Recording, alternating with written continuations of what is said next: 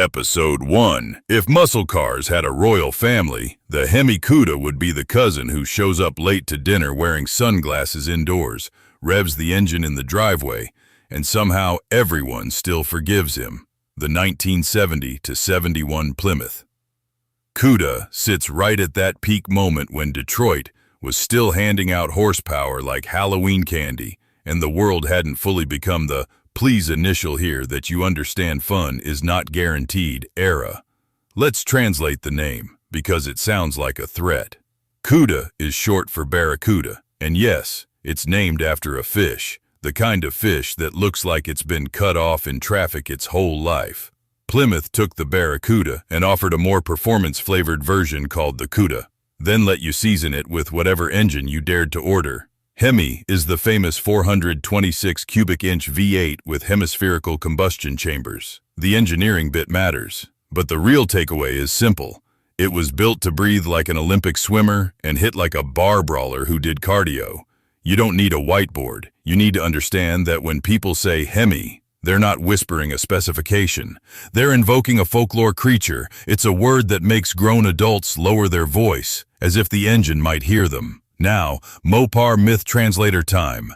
When someone says, "It's a real Hemi car," what they mean is, "Please admire me responsibly, and also do not ask what I paid because my spouse is somewhere nearby." When they say, "numbers matching," that means, "Every bolt has a birth certificate, and I will get misty-eyed if you lean on the fender." And when they say, "It's an investment," that means, "I'm emotionally attached, but I'm trying to sound like an adult." The 1970 model year was a big moment because the Barracuda got its E-body redesign, wide-shouldered, short deck, and ready to pick a fight with wind resistance. The Cuda badge was Plymouth's way of saying, "Yes, this one is supposed to be rowdy." You could order plenty of engines, but the Hemi option was the top-shelf stuff. The "are you sure?" like emotionally sure checkbox. It wasn't the easy button. It was the "I accept the consequences" button. Visually, the Hemi Cuda is all business. Long hood, tight cabin, and the kind of stance that makes modern cars look like they're waiting for a permission slip.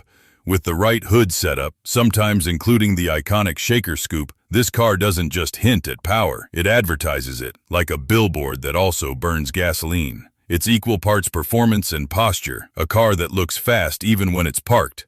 Which is convenient because you'll spend a lot of time parked while strangers appear to tell you a story that starts with "my buddy had one," even if their buddy was 3 years old in 1971. But here's the part people forget.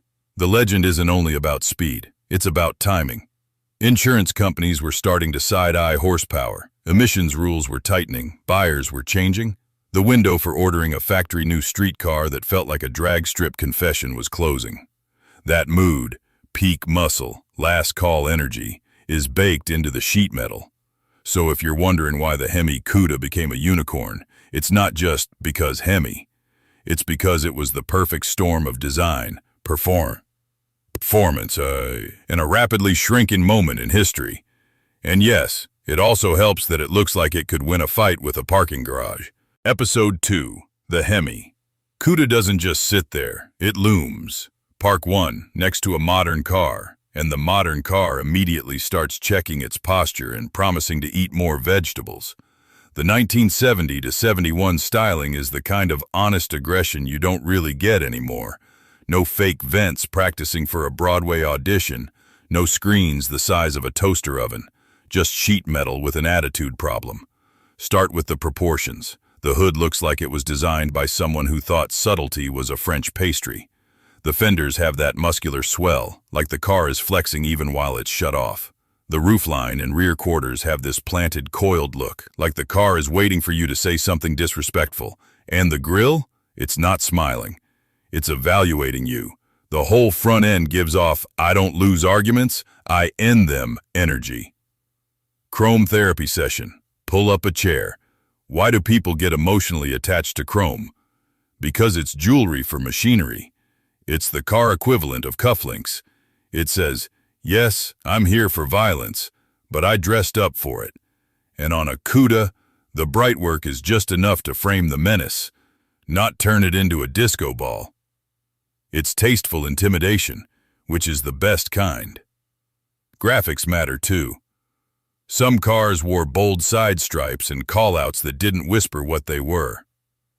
They announced it loudly in block letters, in case the exhaust note wasn't clear enough. The famous hockey stick-style graphics show up in this era, and it's hilarious that we named a stripe after a sport, like the stripe itself might check you into the boards. Color is the other half of the personality.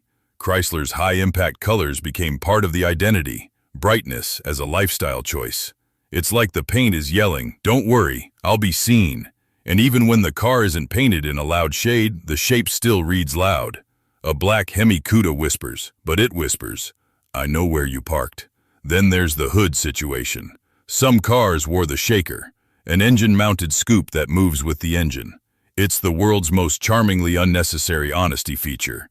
Modern cars hide their engines under plastic beauty covers, as if they're embarrassed. The shaker is the opposite. Look, the engine is alive, it has opinions, it also vibrates when you make bad decisions. Inside, the vibe is pure early 70s, functional, slightly brutal, and not pretending it's a spa. The gauges are there to inform, not to support you emotionally. If the car is unhappy, it doesn't send a notification, it sends a smell. And if you've ever sat in a classic Mopar, you know the scent profile. Vinyl, a hint of gasoline, and a trace amount of American optimism. Some cars had 4 speeds with that pistol grip shifter, which is basically a factory-installed handshake that says, "You and I are about to have a conversation." The seating position feels like you're part of the car's plot, not just a passenger. Visibility is old school. You can actually see the corners, which is a novelty now. The doors close with that solid, heavy-era thunk that makes you believe you're safe from everything except your own right foot. And that's it, the design magic. Everything you see makes you expect the experience. The car looks like it should sound like thunder and smell like warm gasoline. It looks like it will punish weak ankles and reward commitment. It's a roll-in promise, one that, if you take it seriously, politely asks you to keep both hands on the wheel and your ego on a short leash. Episode 3. Let's talk about the Hemi the way it deserves to be talked about, with respect, a little fear, and the understanding that it will absolutely ruin your definition of reasonable. The 426 Hemi is one of those engines where the name became bigger than the metal. People don't say it like a part number. They say it like they're naming a hurricane. On paper, it's a big displacement V8, built for serious breathing and serious RPM. In the real world, it's a personality. It's a factory engine that came out of a time when high performance meant you should probably own a decent set of tools, know a guy, and accept that your gas station knows you by name. The street Hemi setup used dual 4-barrel carburetors, and it wasn't trying to be subtle. It was trying to be alive. There's a crispness to how a properly sorted Hemi responds. Like the throttle isn't a suggestion, it's a switch. Period. Factory horsepower ratings can be their own rabbit hole, so I'll keep it honest. It was very fast for its time, and it stayed fast even when the decade started trying to calm everyone down.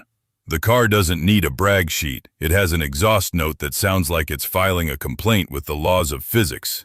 Now, another Mopar myth translator moment. When someone tells you it's streetable, that means I have redefined streetable to include occasional drama, frequent fuel stops, and spontaneous attention from strangers who have never once asked about your feelings.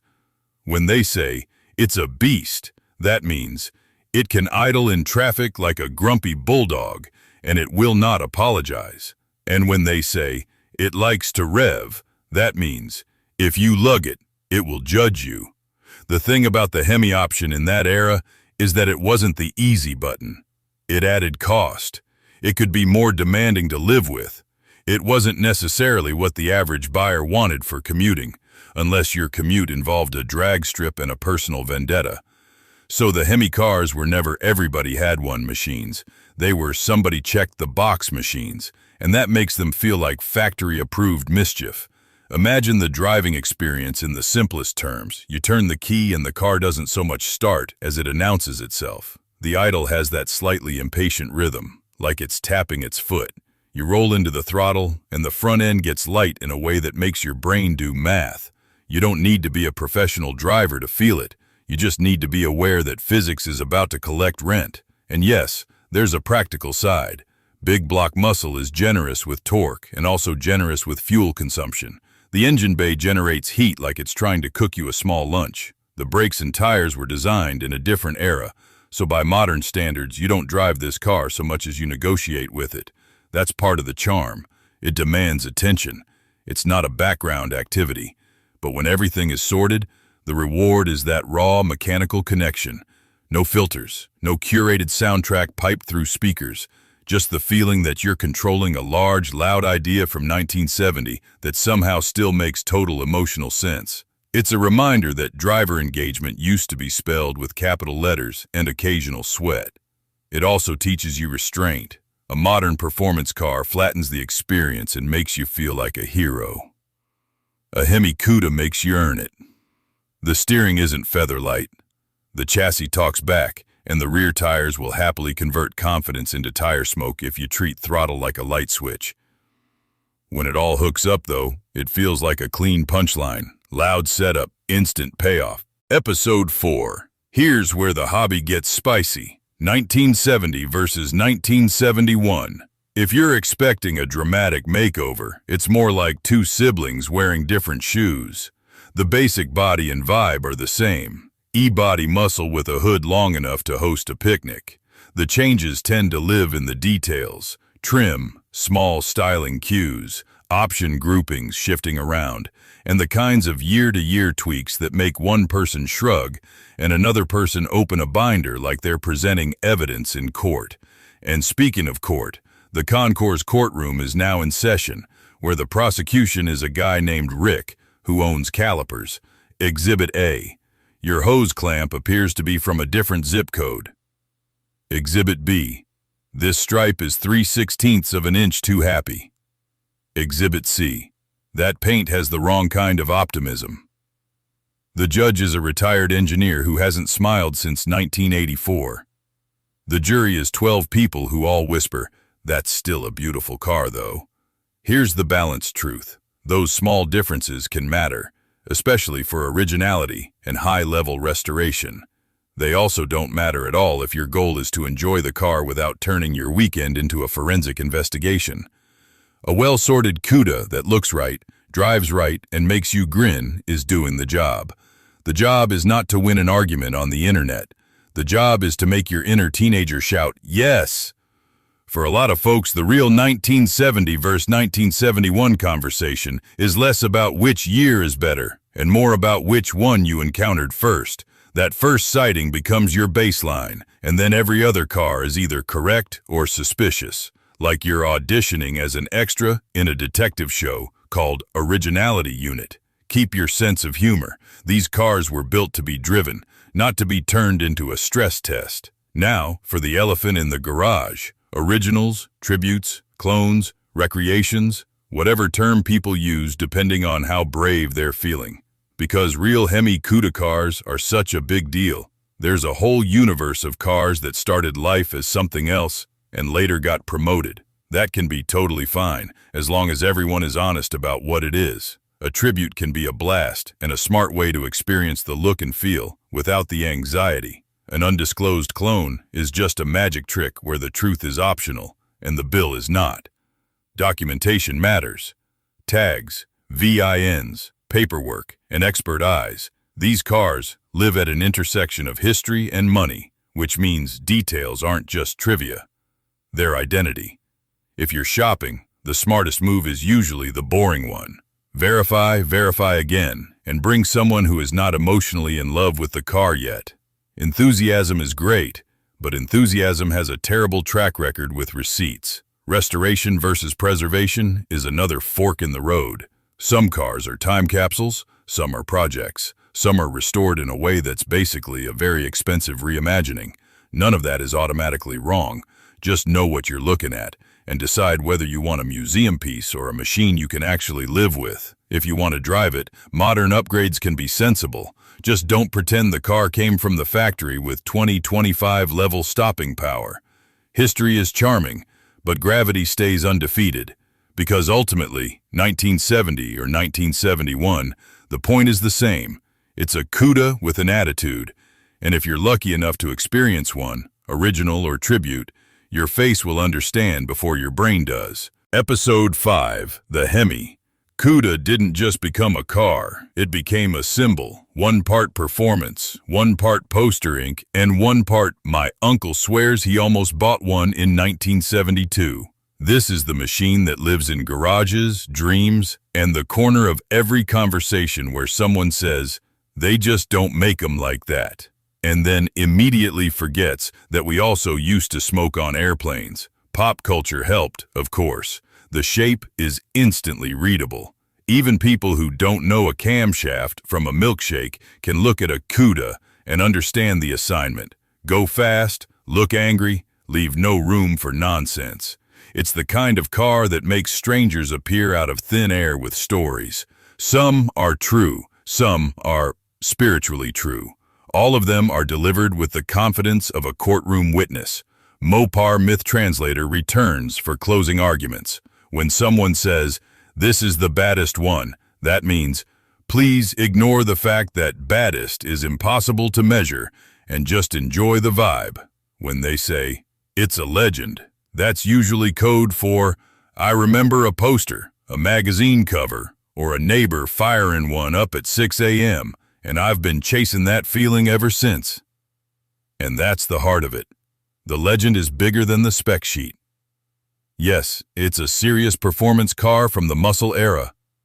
Yes, the Hemi option is the big headline. But what people really fall in love with is the whole moment. Detroit at full volume, styling that doesn't apologize, and engineering that feels like it was signed off with a wink. If you ever get the chance to be around one today, two things happen at once. One, you appreciate it as history, because it represents a short window when factories sold streetcars that felt like they were one bad decision away from the drag strip. Two, you realize driving one in modern traffic is like walking a tiger through a farmer's market. Everyone wants a photo, the tiger wants to run, and you're just trying to act normal while holding the leash. There's also the modern reality. Roads are smoother, cars are quicker in a quiet, efficient way, and your average commuter crossover will happily outbrake and outcorner a vintage muscle car.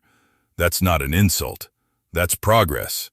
The Cuda's charm is that it doesn't care. It's not trying to be modern. It's trying to be memorable. And it does that by being unapologetically mechanical. Heavy controls, big sensations, and feedback that arrives without a customer support ticket. So here's a respectful public service announcement from your friendly neighborhood car nerd. If you're driving a Cuda, Hemi or otherwise, be the hero, not the headline. Warm it up, keep it sorted, give it space, and remember that traction in 1970 was more of a suggestion than a promise. Save the bravado for the bench racing stories. Use the right lane for the reality. Because the best part of the Hemi Cuda isn't the bragging, it's the grin it triggers. It's the way it turns grown adults into excited teenagers, pointing at badging and hood scoops like they just discovered fire. It's ridiculous in the most American way, loud, bold, slightly unreasonable, and somehow beautifully honest about exactly what it is. And maybe that's why it endures. The Hemi Cuda is a time machine you can touch. It turns a parking lot into a small event. People lean in, point, smile, and suddenly you've got 3 generations talking to each other without a phone in sight.